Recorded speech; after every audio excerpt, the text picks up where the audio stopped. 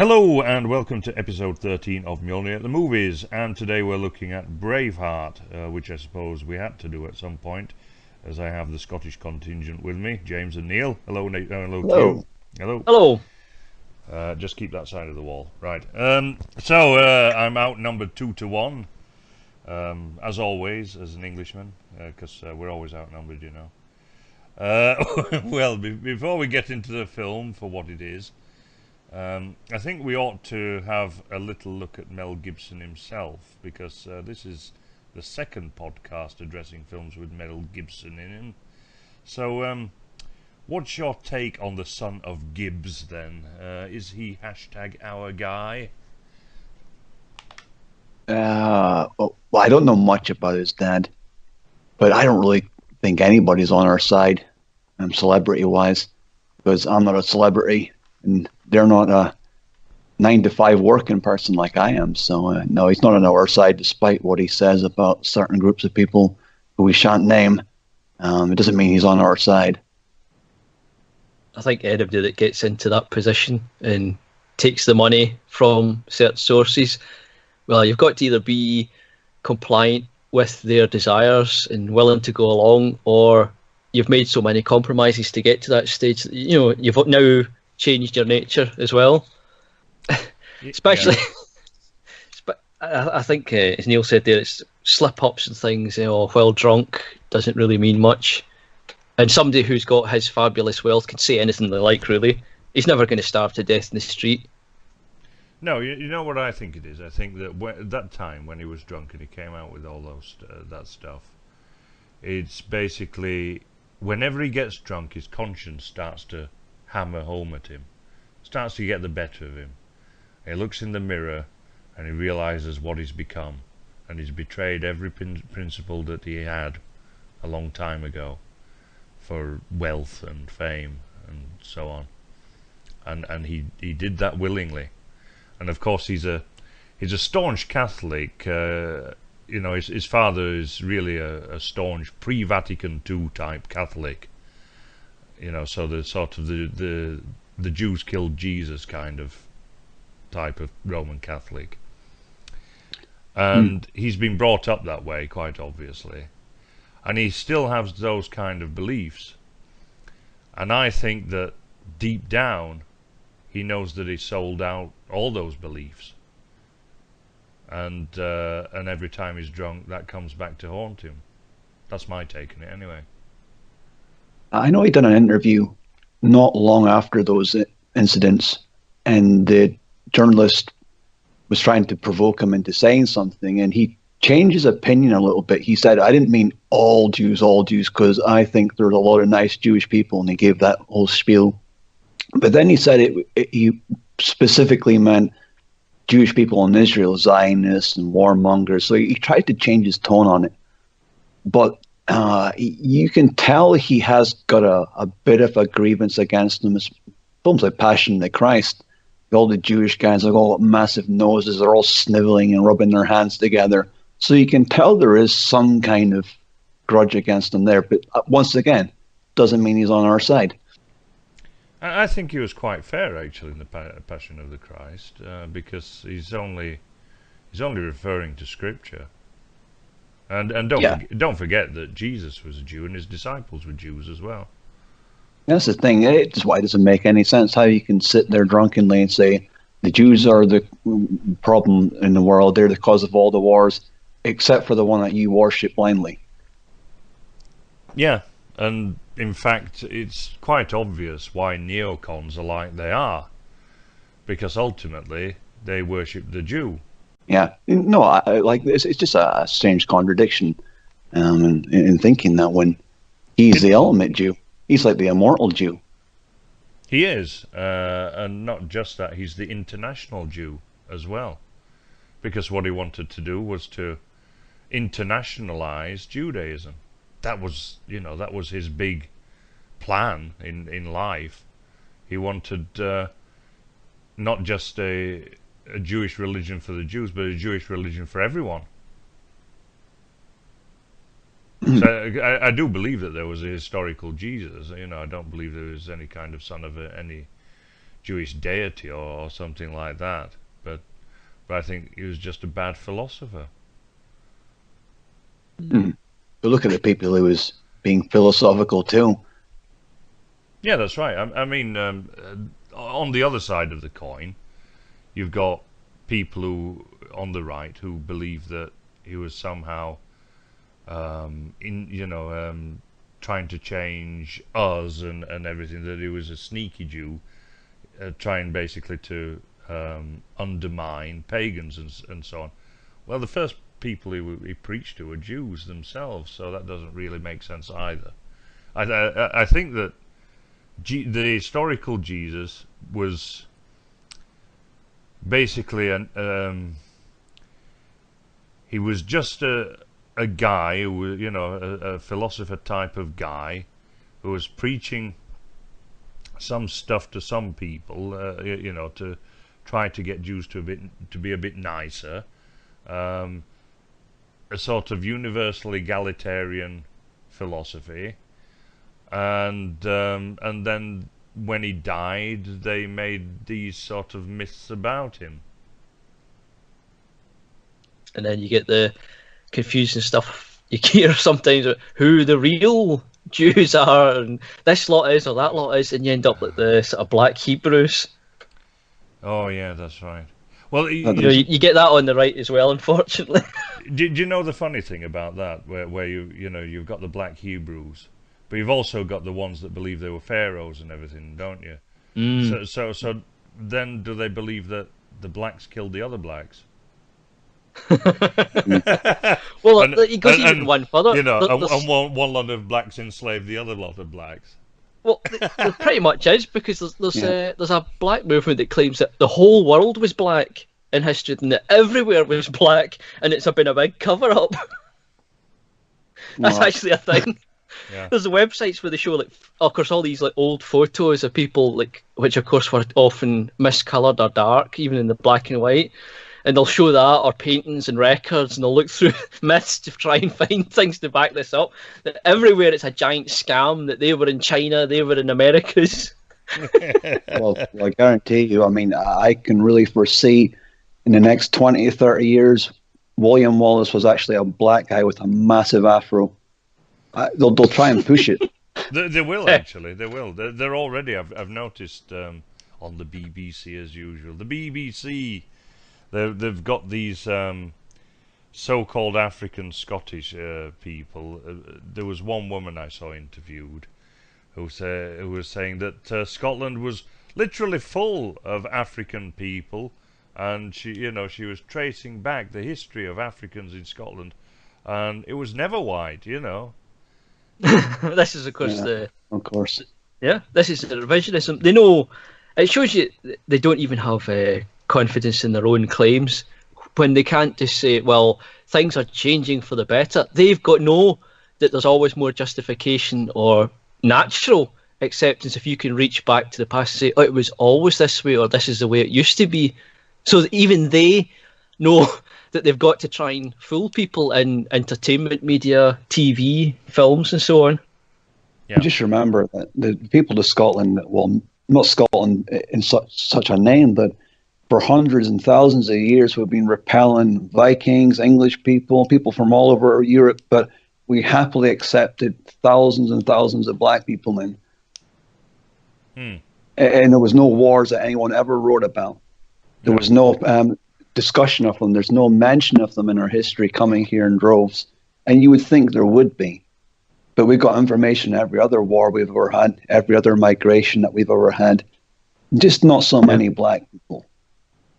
And it's unfortunate the same similar tale across Europe as well. I mean, Ireland similarly fought very hard for what they believed in not long ago, and now you're getting this grand plan for demographic change there in quite a short time. Well, this is, I mean, we're going to get onto the subject of petty nationalism in a while through this film, because it's all about that, really. You've got sort of these petty nationalist parties like the SNP, like even England has its English Democrats, and although they're not very popular, and they get tarred with the racist brush, ironically, even though they go to pains and lengths to say no, we're civic nationalists and so on. And then you've got Plaid Cymru in Wales, and of course you've got Sinn Féin in Ireland, which has probably been one of the most successful nationalist parties in a way, and yet has also been instrumental in destroying the Irish nation and bringing in loads of people from Africa and so on. There's a video that people can watch on YouTube with Jerry Adams welcoming in Nigerians and saying, "You are part of our struggle." Okay. You know, what's all that about? What was what was the struggle all about to supposedly cast off the British yoke and have home rule and everything, and have Ireland for the Irish, only to give it away to people who are completely different and completely alien to them? It's extraordinary and bizarre and retarded. I mean, we make Irish jokes and so on, but that really is absolutely crazy. Are these black people, are they like really Catholic? Are they heavily Catholic? Because that could be your ticket in. Well, this is another thing. Well, even of course, both churches have sold out to internationalism and globalism and so on. So the Church of Ireland is just as bad as the Roman Catholic Church. Yeah. Just as the Church of England is. I mean, does it even believe in Christianity anymore, the Church of England? And of course, you've got this half-Jewish guy, this, what's he called? Wellesley or something like that is his name. As Archbishop of Canterbury, and is this mixed-race Jew who doesn't necessarily believe there is a God. What, yeah, I mean, I'm not a Christian, but if you're going to be head of the Christian church, surely you've got to believe in the thing. I think these churches are just losing members all around, and they're just trying to be more inclusive. But and any attempt to get people in. I think that's ironically though what's driving a lot of people away. Because it doesn't feel authentic anymore. Because they're not going to have any respect for something that takes their, especially something that relies on its, the ancient nature of it. If you say, oh, for thousands of years we've believed X, Y, Z, well, actually now they were all idiots and liars. So, because this is now very different behaviour is what we should do. Yeah. Just makes a mockery of it. And people, even if they don't consciously notice it, will unconsciously, pick up on things like that. They'll notice the weakness, the compromises, shifting positions, and they'll just walk away. There's no conviction or sort of fiery passion to them like they might have had in the past, because they're so quick to compromise and say, oh, everybody has their own path and opinion. So it kind of makes them weak, I think. And that sort of leaves them in that the position now where all the church seems to have to look forward to is the last remaining inheritances, wills to collect and a dwindling audience. Yeah, well, I mean, the problem started off in that they've got a foreign god to start with, so it was bound to happen that, I mean, they've got a religion that's a globalist religion in general. So this was bound to happen, because the whole religion from the beginning had no respect for boundaries of race or color or creed or national identity. All other identities fall before Christianity. And so you can't really make the argument philosophically of being a nationalist and a Christian.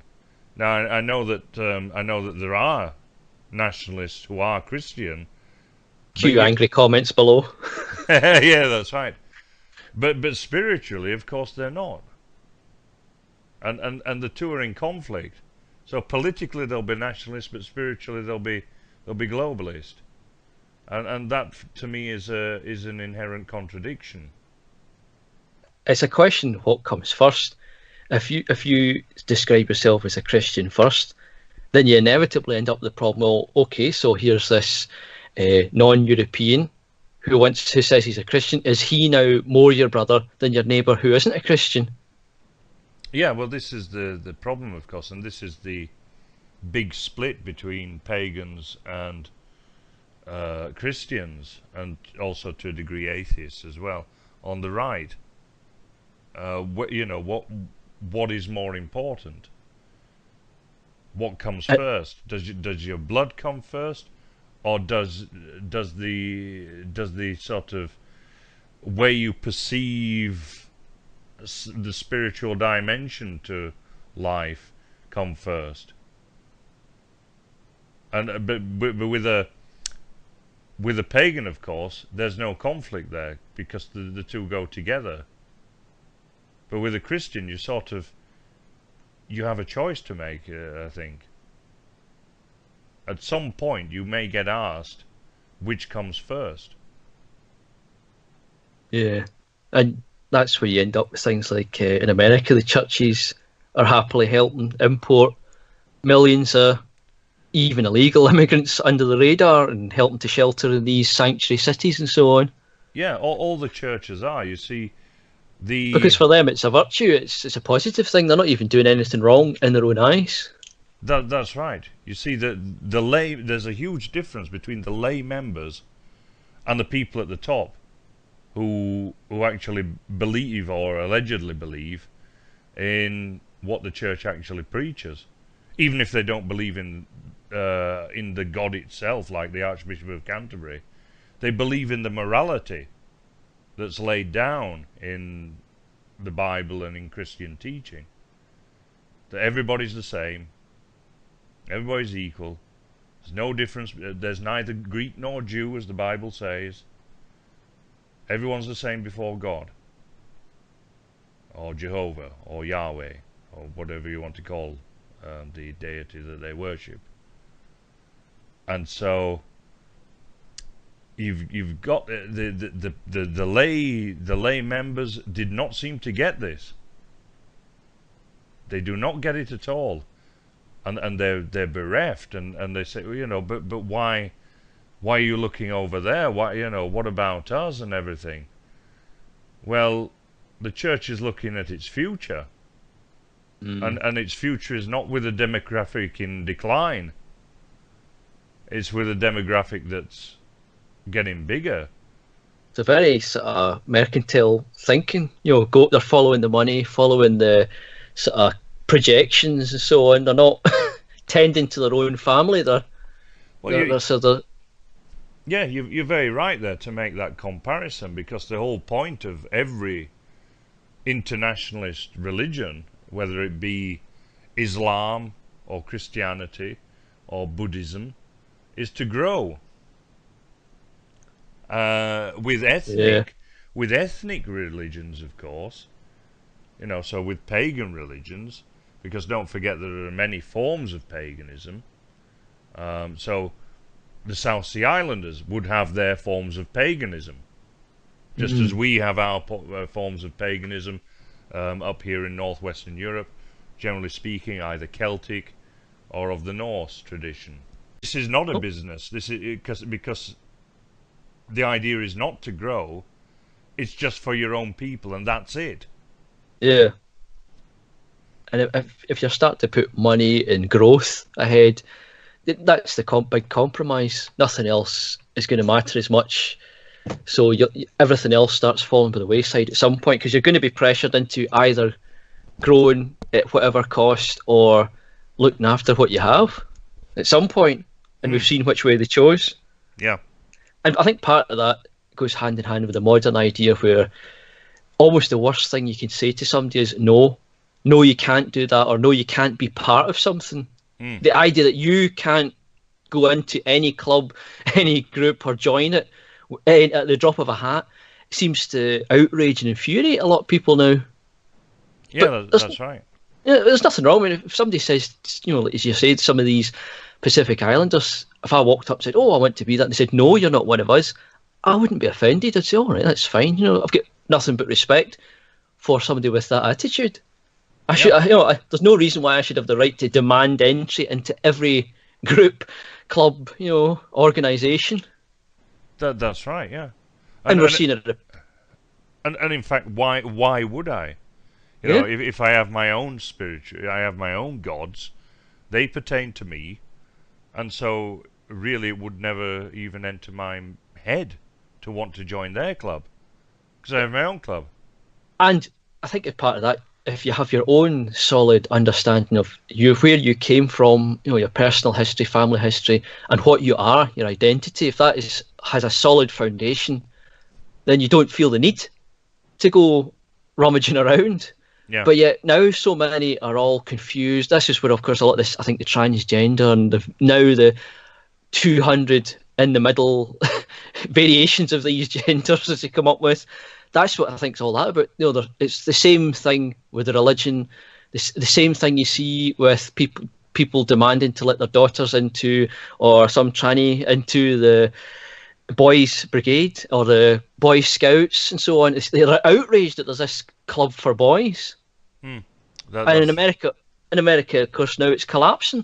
All these things are collapsing because the ordinary folk, the lay folk, they are not interested in all this bizarre, esoteric, political stuff on the left. They just wanted somewhere they could, the boy could learn some healthy skills and a healthy kind of ethics for work and nature. And now it gets turned into this bizarre political thing because a few people with influence are outraged at the idea there's just something that somebody is being said no to that they can't join. There's a requirement to join it. Yeah, that's right. But all clubs have requirements to join. It's a fact. Or else it's not anything. Because if everything is something, then it's nothing. If I went to the rugby club and and said I want to join, but I'm shit at rugby. It would be pretty stupid, wouldn't it? But yeah. In any case, this stuff about sort of internationalism and national identity and paganism versus internationalist Christianity, Roman Catholicism in particular, that brings us nicely on to the film, actually, because the beginning talks about this. I mean, this is in some ways an identitarian film, and we're sort of going to look at that. But I found it interesting with you get the opening speech by this guy who narrates at the beginning, and he says, "I shall tell you of William Wallace. The historians from England will say I am a liar, but history is written by those who have hanged heroes." So there's a bit of a disclaimer there, isn't there? It's sort of history is written by the victors and so on. But we'll come back to that. The interesting bit is that Edward Longshanks is then described as a cruel pagan, and you get it's very interesting because you get the Scottish, because you have that funeral scene near the beginning of William Wallace's father, and the mass is given in Latin and everything, because Argyle, the uncle of William Wallace, he asks, did you understand the Latin and everything? He said no. So I think that's very interesting that he called Edward Longshanks is described as a pagan by the narrator. But interestingly, a pagan is a word for someone from the countryside. It's basically a country bumpkin is a pagan. It's a term of abuse that the Christians threw at people who were not Christians. But yet, the King of England is described as a pagan, but yet the people who work on the land are Christians. And it's maybe Mel's way of saying, listen, the Scots were the good guys and they were on God's side, and England were the bad guys and they're obviously on the devil's side. It seems to me like it's something Mel would have done. Yeah, absolutely. I think, you're right, that this is Gibson's Catholicism coming through. But he's turned the truth around, really. Because, as I say, a pagan is really someone who does come from the country, who does work the land and comes from the land. But he's turned it around and, made it that these people are good Christian people. Yeah, but I think it's because, up until then, a lot of people had this idea that Scottish people were this wild rabble of cutthroats, and Mel basically just flipped the tables. Done a little bit of revisionism on it. Every time there's an English army in it, they're all snarling and like spitting, and they've all got stubble, and there's this dreadful music in the background that makes them to be so much more evil than what they actually would have been like. But yet, every time you see the Scottish guys, there's always this haunting bagpipe melody playing in the background. So he's basically saying the English were the bad guys and the Scottish were the heroic nobles from Scotland. History's been a lie. Scotland have always been the good guys, and they've never done anything wrong. Well, I think that people who know history and so on, and we used to, as as a group of islands, we knew our history until recently, when all history seems to have been politicized. And there's always been a healthy respect for the Scottish. There's been some great inventors who've come from Scotland. Baird, of course, who invented the television, and Bell, of course, who invented the telephone, and so on. So we don't regard. I don't think anyone's ever regarded the Scottish as stupid people until fairly recently.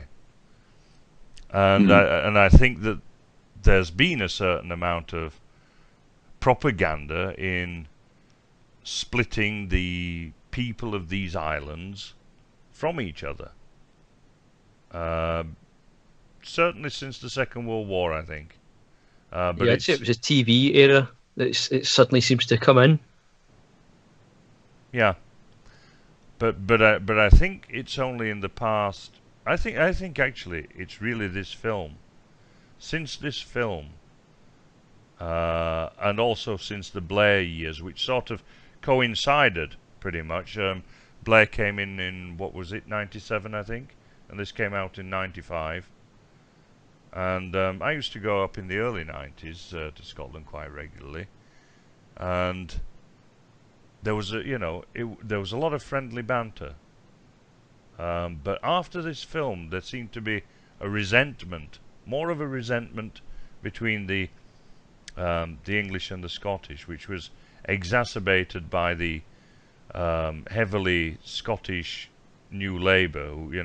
The people in positions of power came from Scottish backgrounds, and they did a lot for Scottish, like free. The Scottish got free Gibs and so on, and the English sort of got nothing, which created a resentment in England. But equally, the Scottish resented the English because it was perceived that all these laws came from Westminster, that was making Scotland shit, and all the old industry was closing down, and that was all from from England and so on. And Braveheart sort of also helped to propagandize that. I don't know what you guys think. I'm not sure I really agree with that, to be honest with you. But I'll tell you a funny anecdote. When I went to see the movie, every single time an English person died, there was a cheer from someone in the audience, or if there's a group of guys in there, like you'd hear like a raucous roar as like the horses get impaled in the spikes. So I did see that, but in everyday life, I don't think I've ever read that many accounts of a rise in hatred against the English involved physical harm or anything like that, because we have banter. Yeah, and we've that's having right, that banter for so long. Nobody takes offense when Scottish people and English people wind each other up. What did happen, though, I think, was that the SNP types, the liberal lefties, they have a contempt for England. Yeah, and they hijack history and twist it to their own beliefs, and England's the fault of everything bad in Scotland that's ever happened. And I wanted to say to them, no, 9 times out of 10, it's Scottish people stabbing other Scots in the neck that's caused problems. And they're hijacking things like Braveheart and making it out that William Wallace would have been on their side. What side's that? You really think that William Wallace and Nicholas Sturgeon are the same? Yeah, you're very right there. This is exactly what I'm talking about. The SNP types. The SNP is a fake kind of nationalism that I do not I do not have any time for that. This sort of civic nationalism, whereby ethnic nationalism is completely abandoned, but yet they'll play on rivalries that they ramp up into hatreds of people who are just like them genetically. There would be very little difference between the English, the Scotch, the Welsh, the Irish. Very little difference genetically. We all sort of have the same influences. We all have a bit of Scandinavian in us. We all have some Brythonic, who are sort of the natives to these islands from, going back to the last ice age and so on.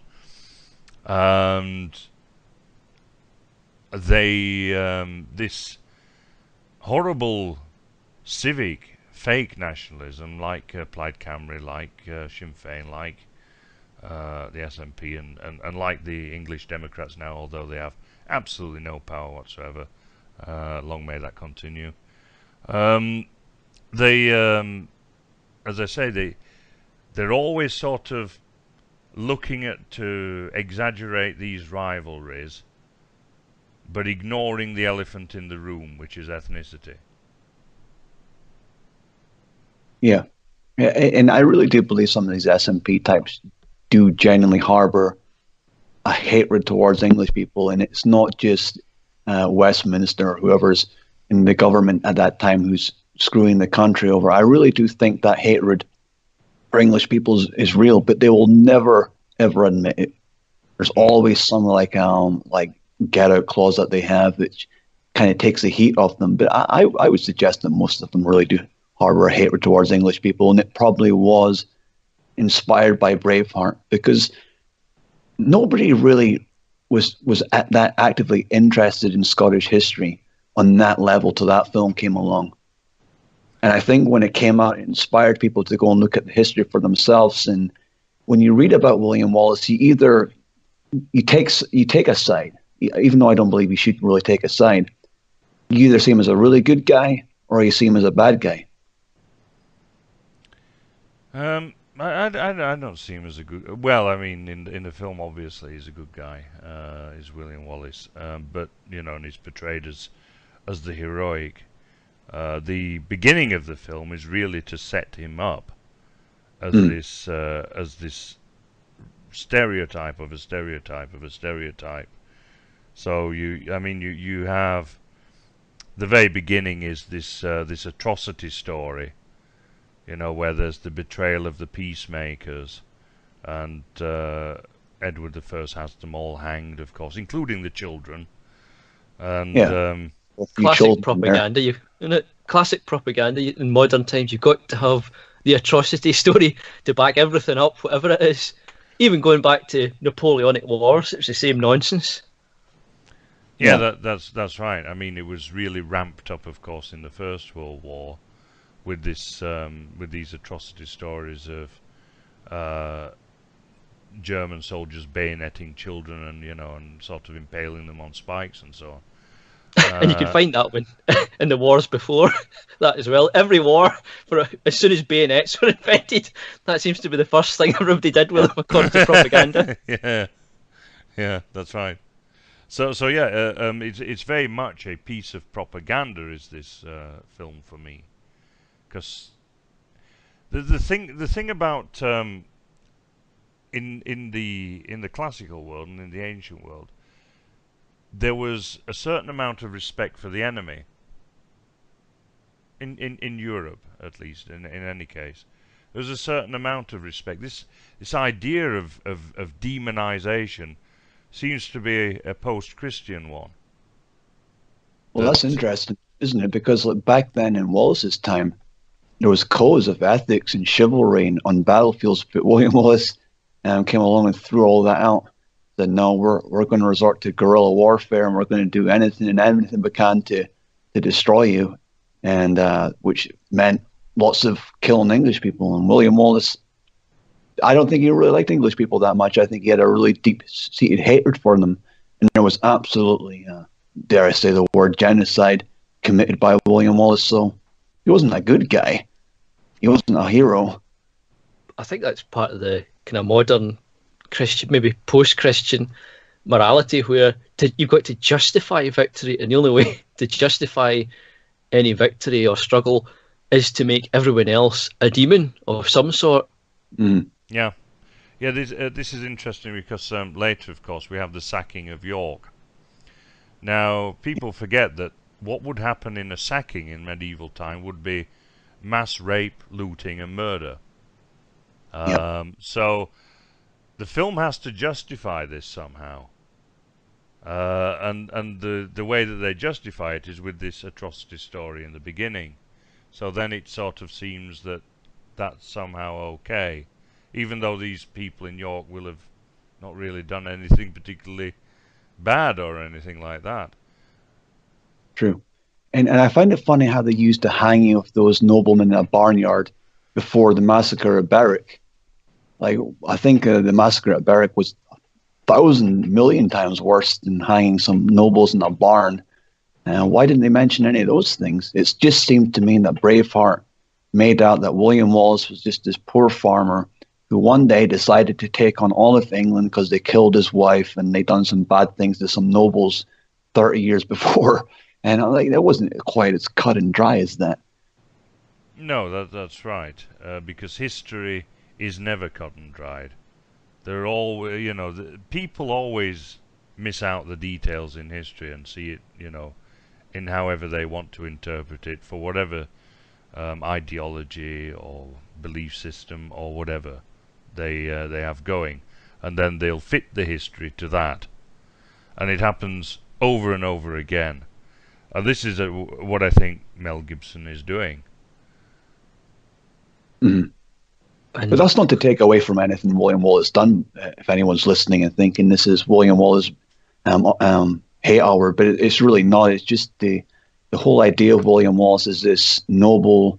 Sorry, it wasn't even a noble in the movie, was he? He's a farmer, but he was a noble in real life, and he was like the second son of a knight, I believe. So he was fairly privileged. It's not like he came from nothing, but to be told that he was just one of us, and he rose up against the whole of England and gave them what for, it's offensive to the real guy. It is, yeah. They go one further as well with the houses and the way they're dressed and constantly covered in filth. It's worse than like the Iron Age hundreds of years before. They don't even have any clothes dyed in, which we know they had back in the kind of Viking era. People were happily dyeing their clothes bright colours. Even the meanest peasant would try and have something, at least a light wash. But everybody in this is just brown, grey, dirt. And it's obviously to emphasise this kind of barbaric nature and also how poor and primitive his background is. Even the houses they live in, I dare say that if we were dumped in a desert island somewhere, we could have built something better out of coconuts and palm trees than what these people are living in. Yeah, this. I know. Yeah, he's basically living on Varg's farm, isn't he? I noticed about the same level of farming development around the houses as well. Yeah, that's right. But that's a group of people who kept the Romans out. They had to build a wall a few hundred years later. We've resorted to worse, and we're now living in crap-covered streets when there's rotten houses and there's fires burning everywhere and people coughing and spluttering from disease. And so it's gotten worse since. And carts that don't have spokes, they're just made out of boards for some reason, even though they had spoked wheels back in Roman times. And you're living next to people with all these things, all the modern developments, and somehow you just can't look at the next village over and work out how to do it. I know. Yeah, it's such nonsense. It doesn't even make sense in the context of the film. No, and I think one of the things that it is that they're referencing Christian humility here. They want to portray them as being so very humble and the most disadvantaged kind of people imaginable. But that's modern politics, the idea that the bigger the victim you are, the better. Yeah, that's right. But it's not just modern politics, of course, because the entire Christian morality is based on it. And so Mel Gibson actually feeds the Hollywood machine in a way, because his morality is based on exactly the kind of thing that Hollywood wants to put into films. Yeah, the poor impoverished man who rises to become a hero of his nation by destroying the enemy. Yeah, that's right. Interestingly, I mean, the character William Wallace as well. You know, the real historical character William Wallace. He was a huge man, apparently. You know, about 6'5" or more, and you know, as you say, he's a warrior. And so we can respect him for that. You know, we're pagans. We can respect his, you know, him as a seasoned warrior and so on. But he did some bad things. But also, it's the same with his antagonist in this. You know, Edward the First, Edward Longshanks, was also a seasoned warrior, big man. Did some good things, did some bad things. In a sort of a more pagan film, if you like, there would be much more balance, I think. And I think it would be a more interesting film in many ways, because it would be more nuanced. I think the more only like thing a game of chess rather than this purely Christ-like side, and the other side the devil. In fact, even Gibson mentioned the dad dying was deliberately a Christ-like image. You know, you see him with the wounds and the light shining on him, and then the dream sequence. All that was deliberately using that imagery. that's right. Yeah, I mean, I think that the standout thing about this film is probably Patrick McGowan's performance as Edward Longshanks. I'm a great fan of Patrick McGowan anyway. I think he's a brilliant actor, and I was a huge fan of The Prisoner as well. And Apparently, he was constantly offered the role of Bond, but kept turning it down. that's right, yeah. One of the reasons is, now interestingly, Patrick McGowan is also a staunch Roman Catholic. Was, sorry, because he's dead now, of course. But Yeah.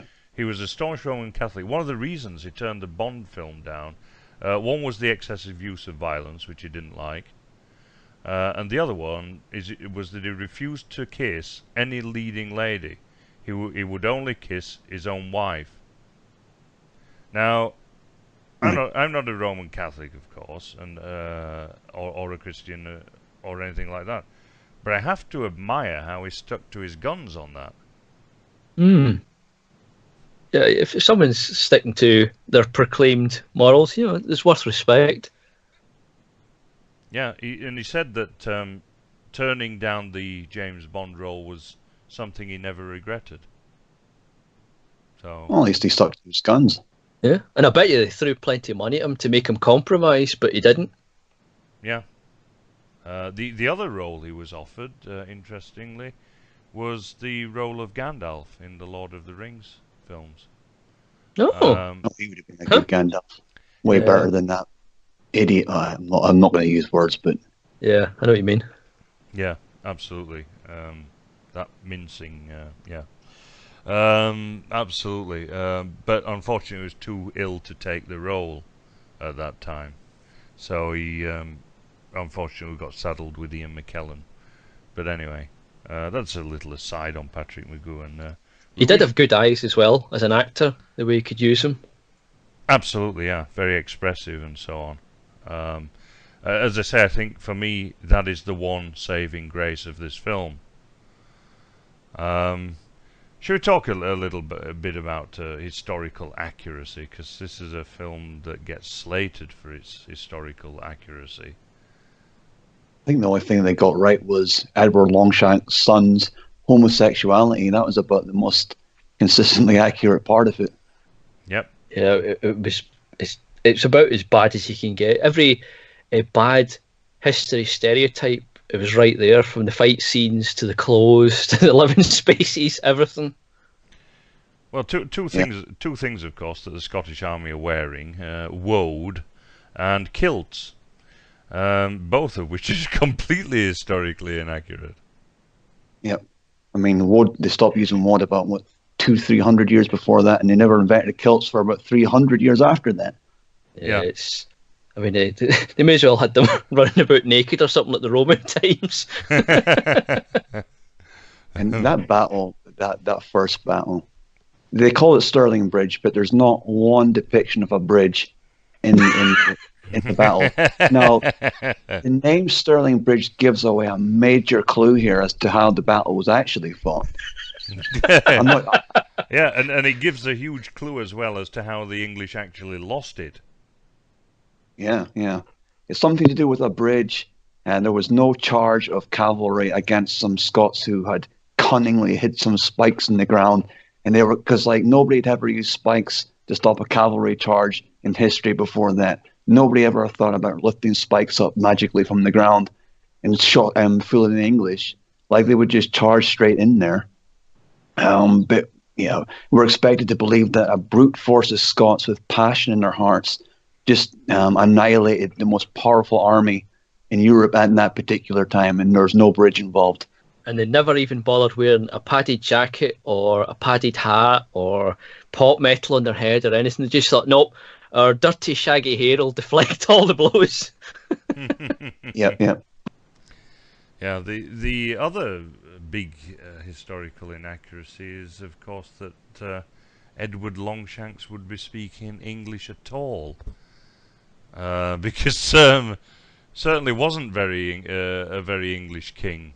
To be quite honest, his ancestry was both Norman, French, and I think also from Aquitaine, if I remember rightly. But most of the nobility was at that time, including on the Scottish side. Robert de Bruce, or Robert de Bries, as I should say, also came from Norman ancestry. Bruce or Brice, or it's modern day Brie now in Brix near Cherbourg in France. So that's where his ancestry comes from. So we've got one lot of French nobility fighting against another load of French nobility. That's right. Because all this is about, really, if we strip away all the nonsense and propaganda, it's a dynastic struggle basically between two royal houses. That's all it comes down to. Well, I was going to ask you something as well, just on the Edward Longshanks thing. Going back a little bit, something I forgot to ask before, but it ties in. You asked before whether or not you thought Braveheart might have fueled this anti-English sentiment at some point, and I think it did. But on the reverse side, I remember about a year after, and it was in Euro '96. It was a Scotland-England game, and there was thousands of fans with giant inflatable hammers. And I didn't know much about it back then, so I asked what it meant, because Edward Hammer of the Scots isn't mentioned in that way in Braveheart. So did that Edward Longshanks depiction inspire some kind of anti-Scottishness from English people in the whole scene as Longshanks as a hero? Not to my knowledge, I'll be honest. Because did people carry giant inflatable hammers into football games of Scotland and England before then? No, they didn't, no. But then, with any of these propaganda things, part of the goal is stirring it up. You get the action from one side and then the reaction from the other. If one side's displaying resentment or anger towards one, even no matter what the situation, justification, the other side will feel hurt and might react. Or if it's a joke, one side, the other side jokes back. It's a continues itself, a self-feeding cycle. Mm. Yeah. Because what I think of Longshanks, I don't really see him as a hero or a villain, really. Well, he was an absolute military genius, and I kind of tip the hat towards him in that respect. But in the same way that I don't really see him as a hero or villain, I can't get an historical inaccuracy in Braveheart that William Wallace was this really virtuous, noble guy who'd done nothing wrong. Well, the other thing as well, just think the Longshanks there was a scene in the film where he talks about the French, just need to be showing strength and they'll knuckle under. when of course he would have identified more as French and Norman himself. So why would he be talking about the French and sneeringly? Yeah. Which is something that would only come about, I'd imagine, after much later, more modern times, that kind of rivalry. Well, I mean, there was a rivalry between him and the King of France, of course. That is. But true. they'd still be the same ethnic group, so they wouldn't see, I'd imagine, that kind of divide surely as a people.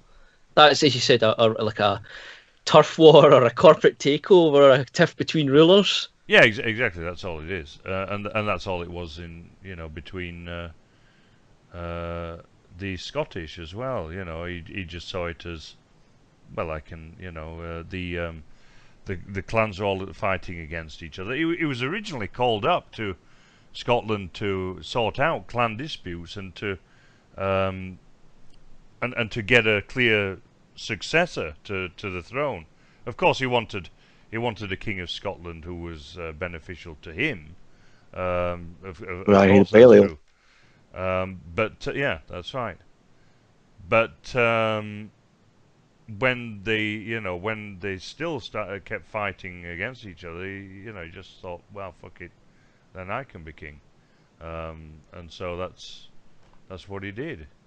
There's no sort of this idea that it was some kind of England versus Scotland or anything like that. It was just a land grab and a grab for power, which is what feudal lords and kings and so on did. That was that's what they did. Yeah. But you think that they could maybe depict that somewhat accurately in a film? It wouldn't be that hard. But maybe the problem is that the morality that backed up that as acceptable daily life is so different to what we have now. Yeah, this is a big thing, of course. That the medieval mentality was so far removed to today's bourgeois corporate mentality that they wouldn't understand it. This is why we looked at Excalibur a while back, and some of the critics didn't understand it because Boorman was actually going back to a more medieval mentality. That's what finished off HBO's Rome series as well. There was some attempt in it to portray the Roman morality and view of the world. It wasn't just, as almost all historical films are now, it's just modern people dressing up, and they don't act anything like the people. They see every single time there's slavery, they always got to show the people, even in like Roman times, going, oh, how terrible it was, even though we know that they had it for a long time, so they couldn't have been a lot of people objecting to it at the time. But that series showed them as being, what we would now tend to think is terrible, brutal, cruel to certain groups, certain people. And because of that, a lot of people rejected it and couldn't watch it because they didn't understand the people. They didn't understand the motivations of it, and it got a lot of negative backlash. Although there's also a lot of fans that really appreciated the effort. Yeah, this is something that we always have to remember. The average audience. That the average audience is not that smart, especially in this day and age, and that they probably actually want something like this film. They want an absolute good and an absolute evil, because they've had that sort of morality on them for so long, and they can't begin to comprehend anything different. I'd give them a bit more credit in that it's usually the fans that stick up for the things that get panned by the critics. Often at least the fans, even if their views aren't subtle or well informed, they're more honest and from the heart. They can't accept, for instance, to say that the HBO was defended by a lot of the fans who wanted the new series rather than it canned. And you see things like the Star Trek series where they went full kind of libtard extreme with it, and the fans rejected it. So there is some sort of natural honesty in the majority of the public which rejects and seems to try and pull back to something. Yeah, you would also have to remember though of what kind of average audience is for Star Trek, because the average Star Trek audience tends to be a bit brighter than average. Really? Yeah. Yeah, pretty much. They're nerds, basically. I mean, the word. If I say the word Trekkie, what image of a person comes into your mind? Somebody that got beat up a lot at school, probably. Yeah, exactly. But why did he get beat up at school? Because he was a bit nerdy, a bit too smart for his own good, and so on and so forth. Oh, look, there's also the you think of if you had to make up like a Venn diagram of Star Trek fans and various other things, shows like that, and hobbies, and then guessed what group or race they were, I think wouldn't be very hard to get that right 99 times out of 100. Yeah, that's right. Your average Trekkie is male, a bit brighter than average, white, socially quite inadequate, probably Has a poster of a Huru above his bed. Or dreaming of a green painted woman. yeah, and a bit of a shit lib. Yeah, that's right. That is your average Trekkie. That to me is how I would sort of think of as your average Trekkie. Oddly enough, I remember seeing a policeman get interviewed and he said that every single bust of a paedophile had ever went to, they had Star Trek memorabilia in the house. Every single one. Really? Doesn't surprise me. Wow. He said every single house he's ever been to when he busted a paedophile, they always, because the whole house is turned upside down because they're looking for anything hidden. They always find Star Trek stuff in the house. I don't know what that says, but there you go. I think everybody's got something Star Trek related in their house. Everybody must have at least one thing, like a DVD or a toy figure or something like that from when they're a child. No, I'm just thinking. No, I do not have one single Star Trek thing. Yeah. But I mean, the way the guy was talking, it wasn't just like I don't think he was meaning an order thing. I think he meant, at least you would consider them a bit of a Trekkie. Yeah, that's it. Like you would have your own comm badge or something. Yeah, exactly. A uniform that fits you.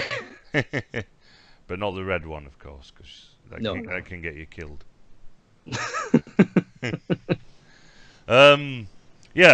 Sort of back to Braveheart then. Is Braveheart sort of symptomatic of those films from the 1990s that are like Titanic, for example? Now, I think we've probably all seen the red letter media review of Titanic. Have we? Not familiar. Nope. All right. It's all on you, Dave. The one with Mr. Plinkett, no? Nope, definitely not. No. Oh no, or it might no. I think it's just an aside on one of his other reviews. But he talks about, and this is true, the reason why Titanic is so historically simplistic.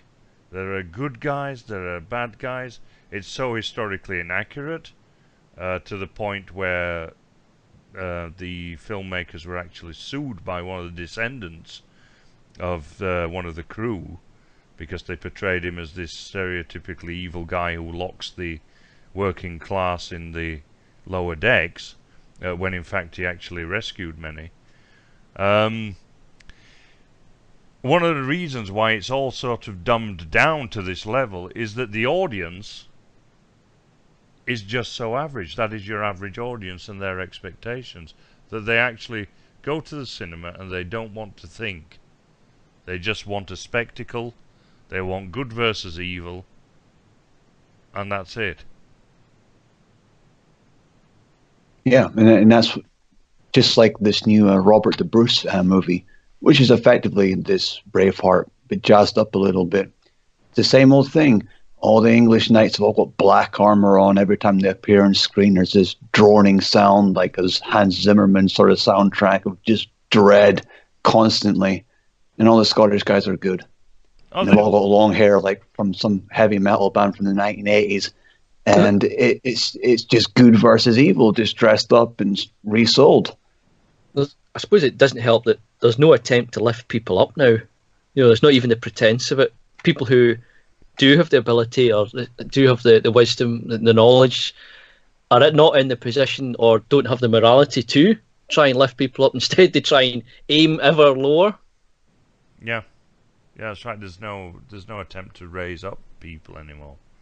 That's one of the main problems. And equally, of course, now there's more of a globalist aspect to it. One thing you mentioned was the knights are in black, are they? The English knights are in black. Yeah, the black sort of. I can't remember exactly what like the armor they had on, but it was just unnaturally dark. I'm not going to say it was like black, like black knights or anything like that. No, But I was they had thinking. like this sort of dark robes, and like their horses are covered in dark sort of black velvet and stuff. I think that's just like I'm not sure if that is very historically accurate. I was thinking about a Nazi reference actually. I think because All right, yeah. everything now, every bad guy is a pseudo-Nazi. Yeah. That's something that's come into Jollywood over the past. It's been going on for a long time. I mean, Star Wars, of course, has it, but it's accelerating. It seems there's more and more of it. So yeah, so I think that, like, if we look at the film and some of the dialogue, to us, we're a bit smarter than average. We're not going to be churlish, and we are. Some of the dialogue to us seems cliche-ridden and atrocious, but I suppose to the average audience member, it's going to be quite romantic and so on, and meaningful. I don't know, like for example, when there's a little scene where his dead father turns to William Wallace, and they're both laid there on the slab, and he says, "Your heart is free. Have the courage to follow it." That's a horribly cliched bit of dialogue. To me, it's terrible. But yet, would a sort of average audience member react well to that? I suppose it depends partly on the condition of the audience. Would the modern audience react the same as 500 years ago? If they both obviously had the same language, etc. But would that person, with their the way their mind was shaped, would they react the same? Every person of every sort of time period? I don't know. I think that there would have been differences. Yeah, it's like also the death scene, which is often parodied now. Mel Gibson's death scene, in which he screams freedom and all that kind of nonsense. Drops a bit of cloth. Yeah, there's there's a lot of referencing of freedom and free and everything. It's very American, really, that, isn't it? Well, what about the other aspect as well, which I thought tied into that whole freedom thing? If you watch Braveheart and you didn't know anything about Scottish history or British history, you would probably think this guy's like a Scottish Robin Hood. Now he's got a wife called Murren that he marries like in the forest at night time to escape the watchful eye of the English. But apparently in real life, Murren or Marion, which is a little bit like Robin Hood and Marion in a way, was having a little bit of a fling with the sheriff of the town, the sheriff that Wallace killed with his rabble of men. Now, I'm starting to see, is this just more Americanized rubbish, like it's making Wallace out to be a Robin Hood? Very much so, I think. Because apparently the Wallace seal is a bow and arrow as well. So I think there's like a crossover in the mythology there and the whole historical aspect of it. Maybe people back then dressed him up to be a Robin Hood figure. But Mel Gibson seems to have done it in a way that he effectively is making him the Scottish Robin Hood. Yeah. Well, part of the problem with it as well is every telling of it, especially as we get into modern times, is getting more globalised and watered down. They're trying to now, they're not just selling that story to British people. They're, who might be able to appreciate certain subtleties of it. They're trying now to sell that to everybody across the world. Yeah. So every story's got to be the lowest common denominator that everyone can accept. It's got to be the Pepsi Cola. It's got to be the McDonald's burger. it's like the opening quote. History is written by history is written by people who have hanged men like me. And say, or in this case, history is rewritten by some rich Hollywood elites. Yeah, absolutely. Yeah, yeah. I mean, one thing going back to the Robin Hood thing is that Edward I is the grandson of King John, of course.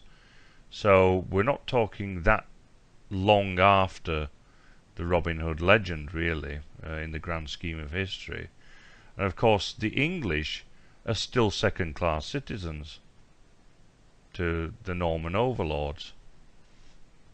It's, so that you know, this idea that there was a sort of there was some kind of organic society in which the English were all one kind of thing. They weren't. You know, the English were occupied by people who didn't like them very much. And there's even suggestion that, like I think I mentioned this earlier, that Wallace was very possibly Norman. They say he was a big 6'6" guy. His name was De Vallis or something like that, or De Vallis. Noble lineage, could Yeah. understand. And noble lineage. Fought So, Latin and so on. Yeah, he spoke French apparently, so he And he was probably somebody was of Norman stock. Yeah, I mean, I don't imagine the nobles, even in his own country, would rally to him if he wasn't of some sort of Norman noble stock, because all the others would have been of that stock, so they would have said, go away, if he was just some peasant. Yeah, he had to have some kind of influence. He wasn't no farm boy. Yeah, His parents were murdered by nasty, evil English people. Well, they were murdered by English people, but that's not why he rose up and took control of Scotland. No. It's probably worth pointing out, you know, I think this is your element, Dave, the fact that this whole setting and how it was set up by the Normans, really, in their invasion, this whole sort of situation, which probably wouldn't have come about without that. Yeah, very much so, because the Anglo-Saxons tended to get on quite well with the Scottish. In fact, when we had the Norman invasion, the king who would be the successor, I think it was Athelstan, if I remember rightly, he sought refuge in Scotland and actually lived there. I think it was Malcolm who took him in, if I remember rightly, but I'm not certain. I'd have to look that up. But yeah, so you sort of got Anglo-Saxon refugees up there after the Norman conquest. So and there was, in any case, in the nobility, a lot of marriage between Scandinavians and Anglo-Saxons and Scottish and so on, and that's the way they kept power. And a stronger connection between the nobles and the people below them. Yeah, because the ruling cliques were becoming more and more disassociated from the average ordinary peasantry and so on. That was really exacerbated by the Norman conquest. That's one of the big things about the Norman conquest and so on. This idea that there's all of a sudden there was no mobility anymore. So that was the real problem with the Norman conquest. I think that background would have been probably, if I don't know how they could tell it, but it would have been nice if they were actually had any decency to try and explain that background as to how it sets up this film, or the history it's trying to show. And it's far more interesting, the real history anyway, than the black and white clown show that they've given us. Yeah. You know, it's so simplified, it's no longer interesting. Yeah. Is there anything we can say for this film, really? I mean, you as Scottish There's some people, nice scenes perhaps. and music. Yeah. I'm going to try my best here and stick up for it just after we've ripped it apart for about an hour. Because it did actually win Best Picture and Best Director at the Oscars, so there must be something to it. Well, Titanic cleaned up, and I would happily see that one sink just like the ship. Yeah, that's they actually they didn't hit upon the big story of that year, 1912, which was Barnsley's FA Cup win. But anyway, Well, here's Imagine the a thing. retelling of the Titanic with that in the background and the foreground story was that. It's just one of the people on the side of the pitch reading a paper. Gosh, look at that. Yeah, but can we defend it though? I mean, we could Oh, and quite as easily rip into Robin Hood, Prince of Thieves, or a I King found Arthur out movie. I did find out that the pipes they use aren't even proper bagpipes, they're Irish pipes. So they couldn't even use Scottish bagpipes for the music. oh dear. At least it's better than Hans Zimmerman.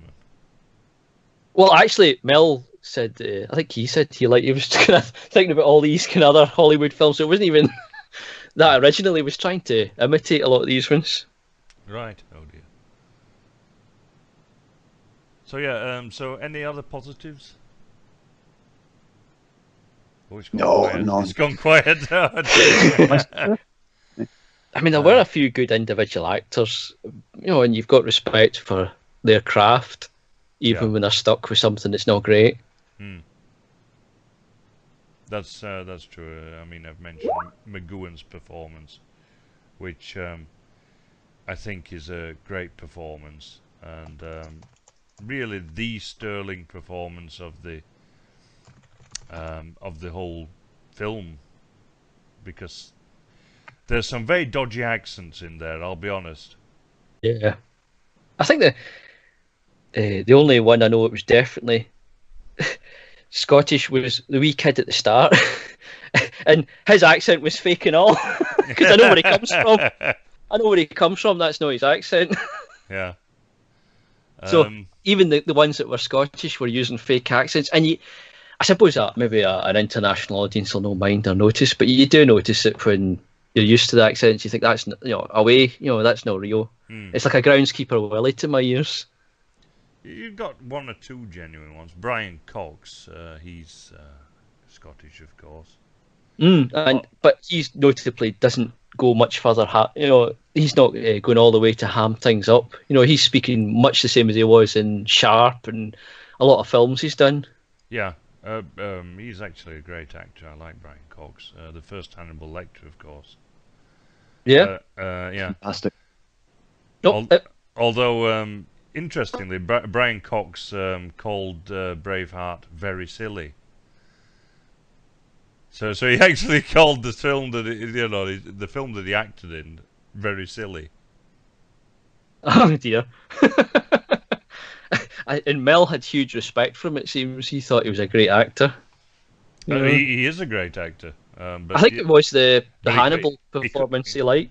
Yeah, he completely dismissed the film. Especially the dialogue. He thought the dialogue was appalling. Brian Cox, and he's right, of course. Yeah, it was the first Hannibal Lecter. Yeah, that's right. And for me, the best by far. If it was written on the morning of filming, no wonder he didn't have much respect for the dialogue. No, that's right. Yeah. Especially as it was happening for big important scenes like the death scene with the dad and the dream scenes. That was all written. That big, you think that'd be a big emotional scene, a big showpiece, and yet to say it was scribbled out on paper as they were setting up the cameras. I'd have thought you've got respect for your craft, all that should be planned out long before anybody even gets on location. Yeah, that's right. It is the script in particular is one of the big letdowns, because it's just so turgid, and the it's overwrought with. You realise that in every scene they're trying to pull at the heartstrings and at the emotions, and trying to manipulate the emotions of the audience all the time. But it gets to the point where it's overdone, and so the dialogue becomes cliched and becomes worthless. They should what they should have done is consult Ian McGeechan, the old Scottish rugby first player and captain and then coach, because he can't half give a rousing speech. They should have consulted him as a sort of script consultant. He'd probably thrown it all out and started again. But anyway, But they didn't even consult their own script. This is the trouble. It was all a lot of it was written in the fly, which is an appalling way to run, a big Hollywood, Oscar-winning production. yeah, You wouldn't imagine it. I mean, you wouldn't imagine a fan film written that way. I know. It's appalling. Yeah, I'm afraid there's not much more we can say about it. I think one of the worst things about it really is how it sort of pigeonholes and cliches Scottish people. Mm. As And well you end as, up having, as well as English people, of course. and you end up feeling like you've got to take a side with it. Which is part of the problem as well. People feel like they've got to take some side in this, or even a side in whether or not they totally hate everything in the film or love it, and you could just ignore it. I think that's the best thing, just to sort of walk away from it. Yeah. So I think that's a good message to end things on. Yeah. Sorry, I had technical difficulties there. Sorry, I was abandoned for about 10 minutes. No worries. Is there anything you would like to add then? I'll leave the last word with you, Neil. No, I think there's no hope for it, is there? It's a crap movie, let's be honest. Yeah. I'll have to say, though, in fairness and, just to add a hopeful last note for the film, that some of the Scottish accents were more genuine than yours, Neil. Yes. Seeing as I'm a synthetic robot from Ulster. Dear.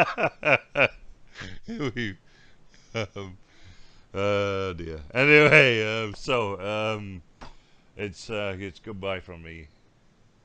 And it's goodbye from me. And goodbye from me.